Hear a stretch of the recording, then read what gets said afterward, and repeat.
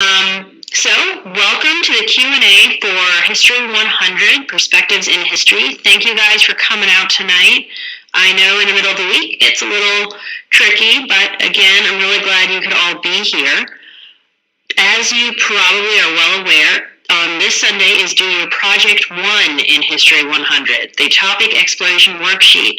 So I thought what we could do tonight is I created a PowerPoint and we can go over that, and then at the end, you guys can ask any questions either relevant to Project 1 or just the course as a whole, and I will answer those, and we'll see how we go. Does that sound all right?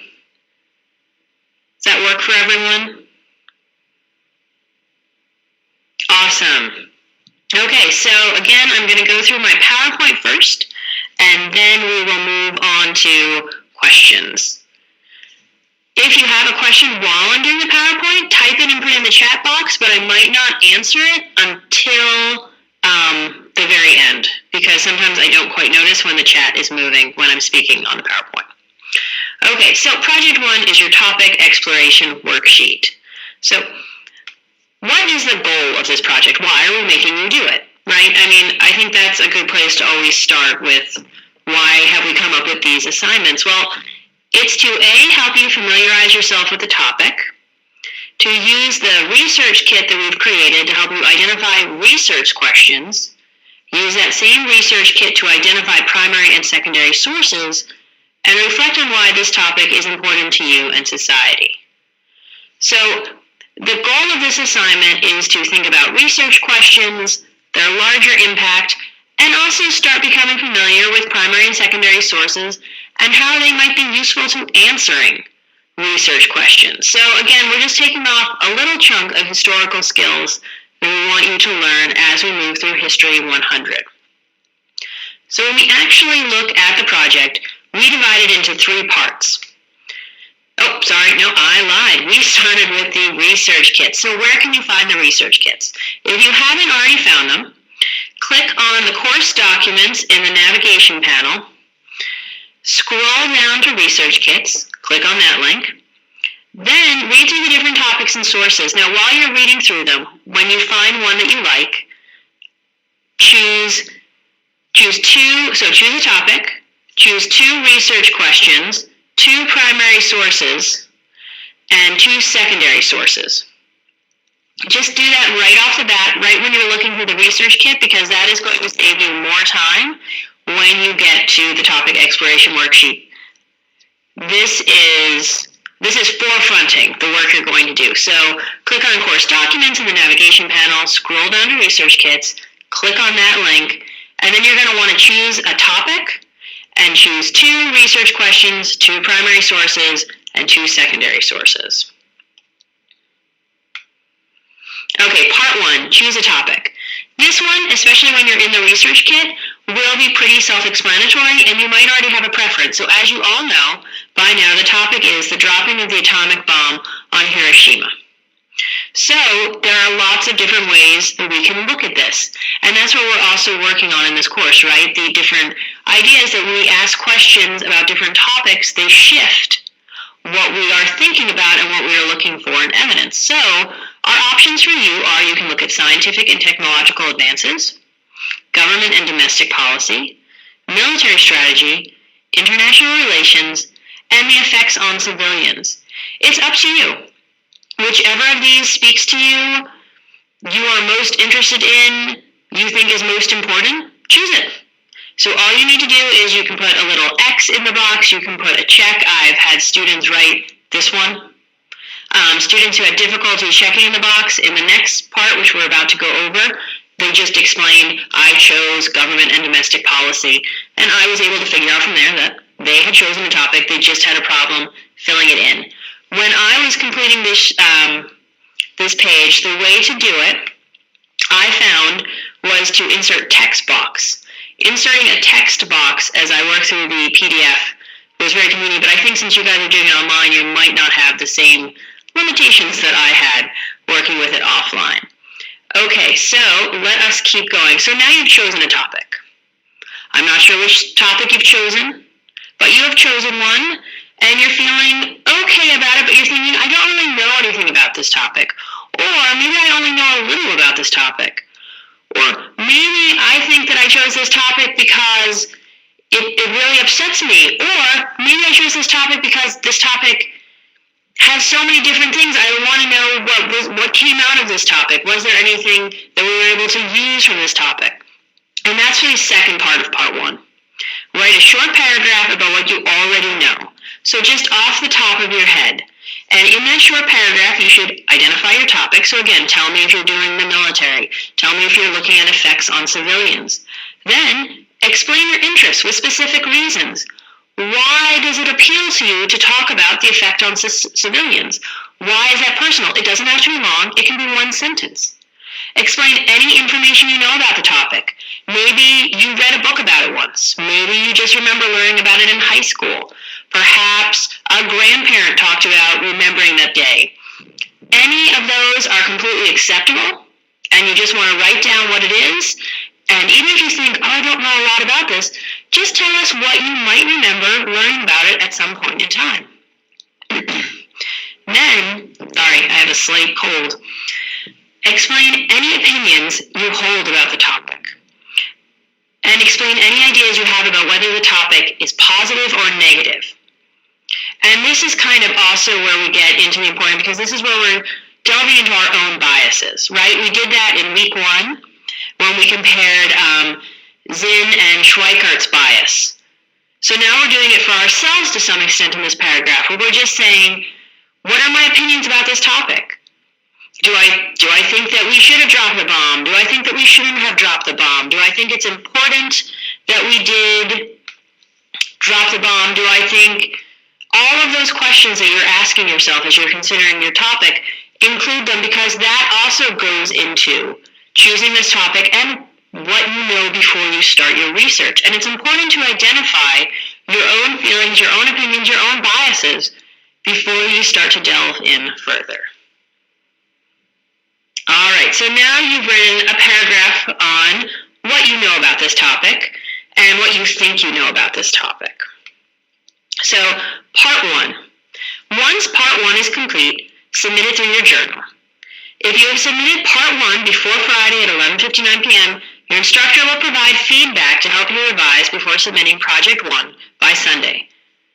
If you don't have feedback for more than 48 hours after submitting the work, email your instructor. But make sure you wait about 48 hours, because we might not check to see who submitted within 24 hours. We might be backlogged, but we will try to get you that turnaround because we know you want it in by Sunday night. And that's also why I say get it to your instructor by Friday night, because you want to give us a window to look it over, get back to you, and yourself a window to revise if necessary before submitting the whole thing. It really helps, and I think if anyone has worked with the Writing Center so far, you'll know that's true there also. That when you want someone to help proofread your work or make suggestions or comments, we also need time, because we might have a whole set of other students or other responsibilities that are right there, and we want to give your work time. So we can't just immediately look at it and send it back. I mean, sometimes we can, and that's awesome, but it doesn't always happen that way. So you want to make sure that you give us enough time so we can give you enough time to revise. So try to get in part 1 by Friday, and you can, when you submit it, you can also email your instructor then just to give them a heads up, but let them know that you understand that they won't have it back immediately, but you just wanted to know that them to know that you would appreciate any feedback they might have before you submit the assignment on Sunday. Okay, so that means we're up to part 2. The research questions. So remember the 2 research questions I asked you to find when going through the research kits? This is where you get to use them. So part 2 says that now that you've identified your topic and described what you already know, we want to know what your research questions are and why it matters to you personally and why this matters to society. So what am I looking for when I ask these questions? Well, so identify the one question. So you're going to break up your research questions. You're going to have one research question. You are going to have 2 separate sections for this. And anyone who has looked through part 2 has already seen this. They were asking you in two separate spots. So you're going to have one question, one reason why, one reason why, one question, one reason why, one reason why. So what do we mean by identify one question about the topic you're curious about? Well, in a complete sentence, just explain what you want to know about your topic. So you said you want, I'm going to give an example in 1 second. I almost got ahead of myself. Then we're going to ask you to describe why this question matters to you personally. For this, give it 1 to 2 sentences and be as specific as possible. Perhaps it relates to your career path, perhaps it relates to your family history, perhaps it was just an interest you had as a child, perhaps it's a story that you remember. Give a personal detail that really shows why you are so interested in this topic or this question. And then describe why this question matters to society. That means tell us why it's important. What do you hope that if people ask this question and then answer this question that we're going to learn? What are we going to get from answering this question? Are we going to learn what not to do in the future? What to do in the future? Why is it important that we ask and answer this question? Because that's a big part of asking research questions in history. I mean, we can ask questions about anything. And sometimes historians do. They'll just come up with anything under the sun. But the important questions are the ones that have answers that will influence and impact the rest of our lives. So in 1 to 2 sentences, tell your instructor why you believe that question will help influence the world by being answered. Okay, so these are my examples. So part 2, I made up sample research questions. So see, it says identify a second question because I literally took it from the second part. So what happened to the survivors? I made these up. What happened to survivors of the atomic bomb? How did radiation affect the rest of their lives? So, and I made up again, why does this matter to me so personally? Well, I'm interested in this topic because I hope to work with cancer patients and I'm interested in seeing what life was like for people who suffered from radiation 70 years ago. So right there you have your personal reason of why you might want to know more about this topic. And now here's the big question, why does this matter to society? I believe these questions are important, so right there I've said it's an important question. So I believe these questions are important because we may have learned about the impact of radiation on the human body, and this may help deter us or another country from dropping another atomic bomb. So there, I've said that this is important because it might deter nuclear war. Will it? Well, let's hope so. But these are just the ideas of why I think these might be important. So that's part 2. Part 2 is now done. We've done our 2 research questions. We've done our 2 reasons why those research questions are important to us, and our 2 reasons why those research questions are important to the world. So now we submit that through our journal. And again, if you've submitted part 2 before Friday at 11:59, it's the same thing as before. Try to get it in Friday before 11:59 to give your instructor time to provide you with feedback. And if you do not have feedback for more than 48 hours after submitting the work, email your instructor. It would be also best policy when you submit these assignments to email your instructor. Again, just a friendly reminder that you have submitted it and you would appreciate any feedback they might have, and that you understand that, they are probably helping a lot of students, so as soon as they can get back to you would be great. All right, we have now made it to part 3, the sources. This is where you will use your 2 primary and 2 secondary sources from your research kit. Here is my biggest suggestion, because as an instructor, this is where most people do not do the full work.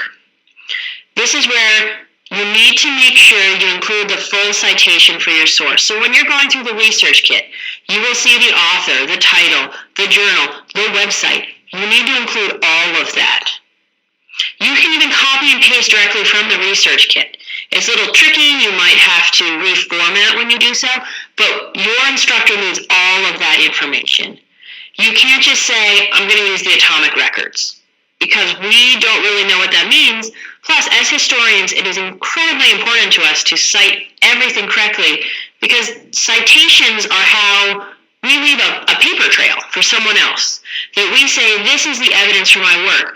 So citations are necessary to point everyone in the direction of where our research is, so you want to make sure your citations are full. Again, This is where, as an instructor for History 100, I have found that most students have the greatest issue. So I am telling you, please make sure you include the full citation. So what do I mean by this?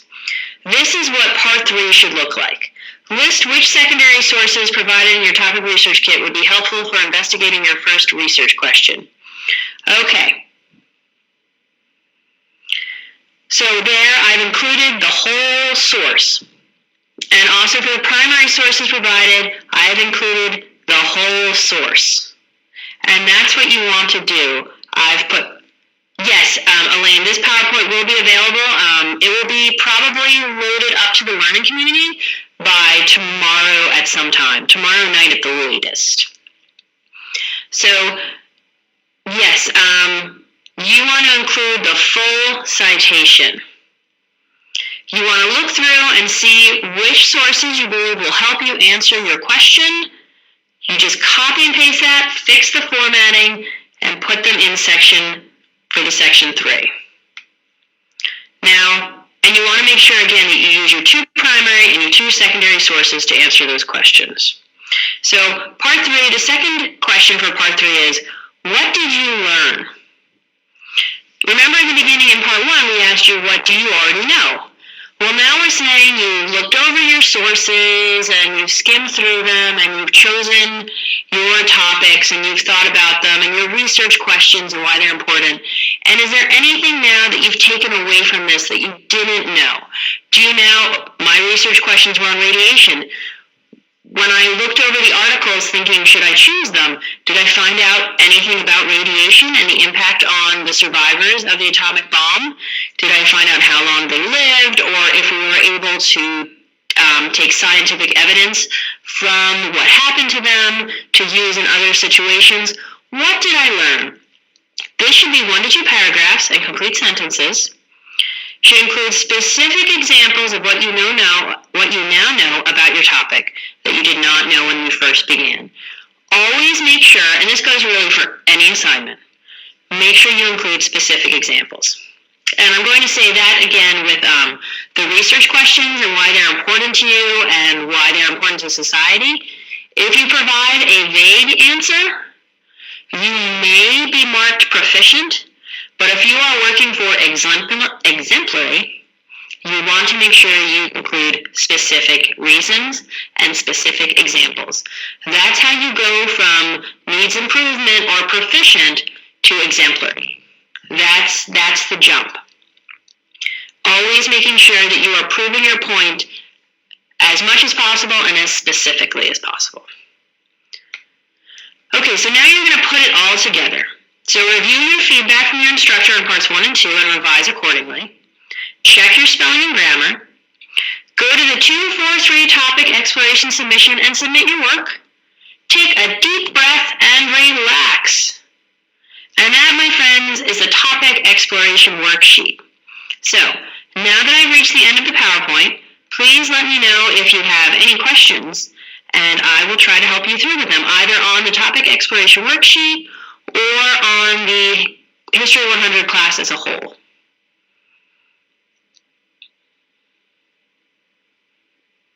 Okay, a few students are typing, so we're just going to wait for those questions to come through.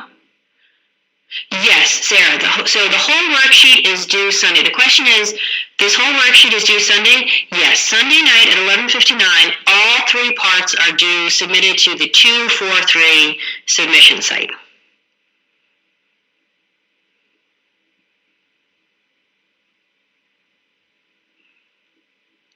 There's some typing. I know that the use of so we're doing themes, but we are also incorporating weeks, and that can be a little confusing. So you can always remember to check in with your instructor if you have questions about what is due and when it is due. And we submit it with that exact outline as well. Yes, I have had students occasionally who cannot quite seem to get the outline, and as long as they have all the parts, I will accept it. But it's a lot easier for everyone if you have it in the outline, because then you don't accidentally forget to fill in a part, which has also happened to students, where they won't be able to fill it in and then they'll leave a part blank.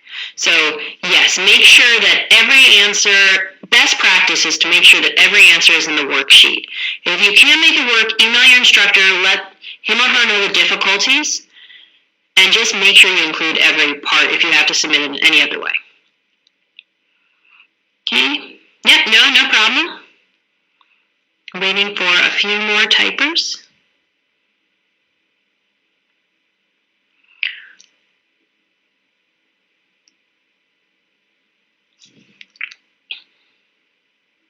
Okay, I'm gonna have to go up. I have two different questions. Okay. First, this project that you're going through now is a final project worth of the whole class. If so, is it the reference kit? And do we have discussion questions this week? So, this project is part one, is project one of the final project. So yes, you're going to be using the research kit throughout the whole course, but it's going to be different projects. So once you're done with the topic exploration worksheet, you're not going to be doing another topic exploration worksheet, though you might be going back to it to get information from it. And no, we do not have any discussion forums this week. Does that help?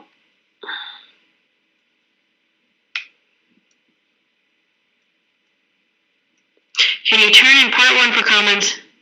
Yes, yes, Brian, that is exactly what we want you to do. Through your journal, turn in, or through the, through the submissions for parts one and part two, submit them, and that is what your instructor can look at those. Those will pop up in our grade books, and we'll see them, and you don't get any points for those. They're ungraded, but we will see them, and we can comment on them and give them feedback. But again, you just might want to email your instructor when you've done that, to let him or her know, because we don't necessarily check the grade book on a daily basis. But yes, that's it. Robert, so are you confused about what you're using the research kit for, or what the projects are? Let me make sure I haven't missed a... Okay, I want to make sure I didn't miss a question.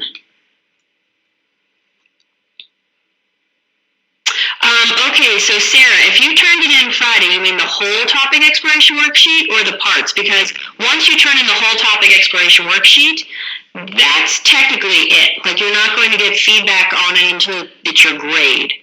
So if you turn in all three parts together as the topic exploration worksheet in 243, then yes, you are done until Sunday. If you would like feedback on part three, then you might want to email your instructor separately.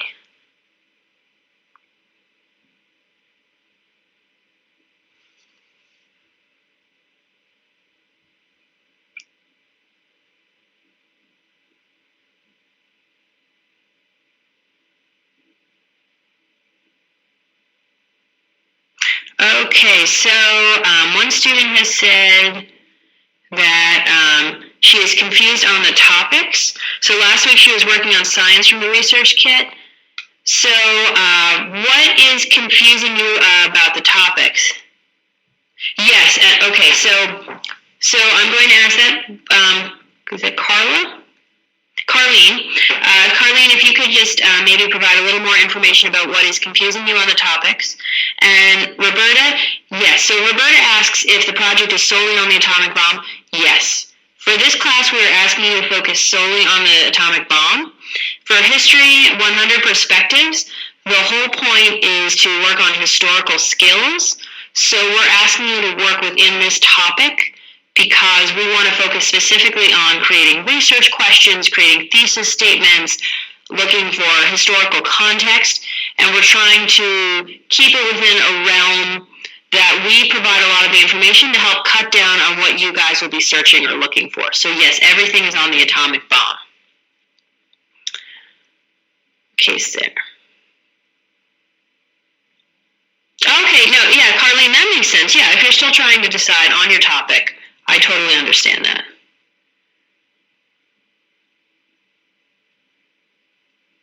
So, Roberta, there is no discussion question. There's no discussion forum in this week.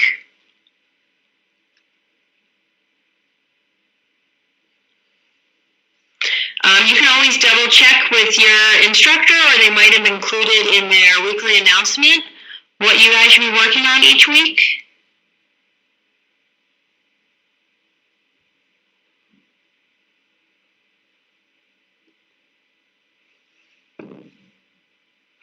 Right, so last week we had the getting to know each other discussion forum where we talked about the historical, what does a historian do? And then, yes, I believe in week 3, we'll bring back the discussion. Yes, Roberta, exactly. So Roberta asks if we can choose what we'd like to talk about for the atomic bomb, just as long as it's in the realm of topics. And exactly.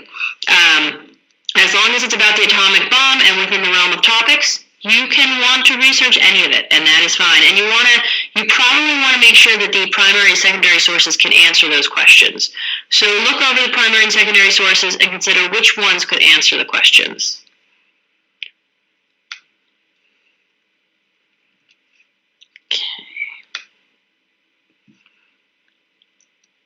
All right, I see a few more typing.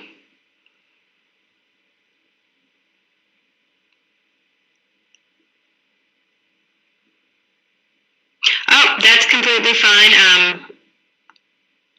Carlene, I'm glad. I do hope that this PowerPoint has kind of helped break it down so this seems not quite so overwhelming. I know whenever the word project comes in, it can seem very overwhelming. So I'm hopeful that this PowerPoint has helped. Again, I'm recording this, so it will go up as a webinar, and I will probably also upload the PowerPoint by itself to the learning community, so all of you will have access to it too. So you should by tomorrow have access to the PowerPoint and access to the recording. The only detail is that for the recording, for privacy issues, the chat box might be removed, which is why I'm trying to make sure that I'm repeating or speaking out loud the questions you're asking. Does anyone else have any other questions about the project or the course as a whole?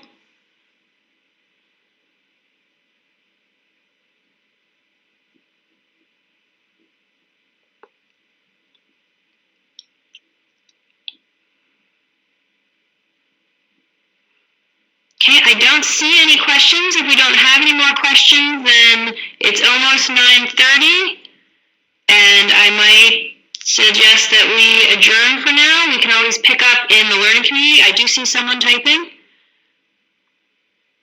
Oh, no, you're welcome. So yes, we can also, remember, you can reach out to us in the learning community. I check in there daily. Jenny checks in there daily. Natalie checks in there daily. So we are in there. Obviously, you can reach out to your instructor. Again, thank you for coming, guys. I really appreciate it. And this will, I believe, go up on YouTube tomorrow. Exactly, Roberta. Yes, there are so many people for you to ask. Your advisor, your instructor, learning community facilitators, learning community peers. We have a lot of people. Thank you. Good night, everyone. Thank you for coming. I'm going to stop the recording.